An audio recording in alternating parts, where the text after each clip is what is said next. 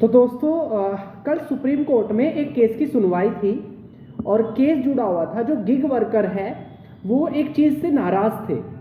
जो online food जो delivery की जो कंपनियां हैं उन्होंने 10 मिनट में डिलीवरी का जो ऐड देते हैं, तो गिग वर्कर का कहना था कि ये बंद होना चाहिए।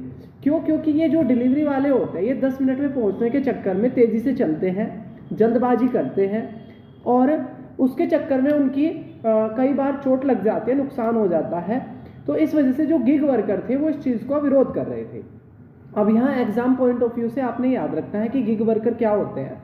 तो कॉन्ट्रैक्ट पे काम करने वाले को जो जिनसे मतलब आपका संबंध सिर्फ काम तक होता है, जैसे आपने कोई राइड बुक करी, ठीक है, तो जब तक आपने बाइक पे थे, राइड पे थे, तो आप उसको जानते थे, उसके बावजूद उसके बाद आपका क्या होगा, कॉन्ट्रैक्ट खत्म हो गया।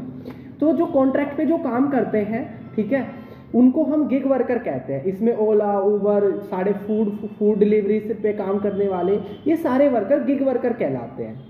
तो गिग वर्कर से जुड़ा हुआ ये केस था जो आपने एग्जाम की दृष्टि से याद रखना है कि गिग वर्कर क्या होते हैं।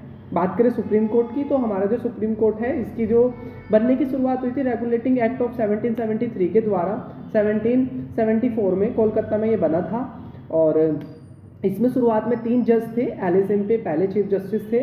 फिर आज़ादी के बाद जब 26 जनवरी 1950 को हमारा मॉडर्न जो सुप्रीम कोर्ट बना कोलकाता के अंदर, उसमें 1+7, ठीक है, एक चीफ जस्टिस ऑफ इंडिया और 7 जज थे।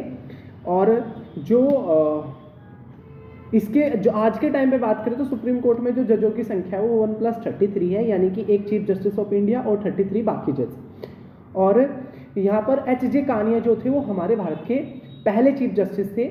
आपको कमेंट बॉक्स में ये बताना है कि किस राज्य ने गिग वर्कर को लेकर, ठीक है, गिग वर्कर के हेल्थ इंश्योरेंस को लेकर एक बिल लेकर आया है हाल ही में। और इसके अलावा दूसरा क्वेश्चन आपने ये बताना है कि भारत के फिलहाल चीफ जस्टिस ऑफ इंडिया कौन है, भारत के मुख्य न्यायाधीश फिलहाल कौन है, ये आपने बताना है।